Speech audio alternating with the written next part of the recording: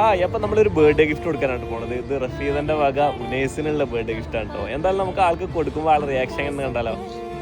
Happy birthday.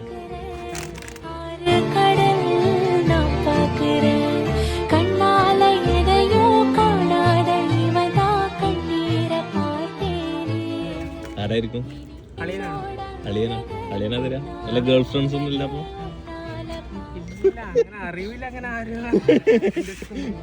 Girl friends ആരില്ല? പിന്നെ ആരല്ലേ കൂടെ ഉറപ്പായിട്ട് ആരല്ലേ? പെങ്ങളെ പേരെന്താ? റഷീദ എന്ന് പറഞ്ഞിട്ടുള്ള പെങ്ങളുണ്ടോ? ഓക്കെ, ആളാണ് വന്നത്, പേടിക്കണ്ട. അപ്പൊ എന്താണ് അവിടെ എന്താ പറയാനുള്ളത്?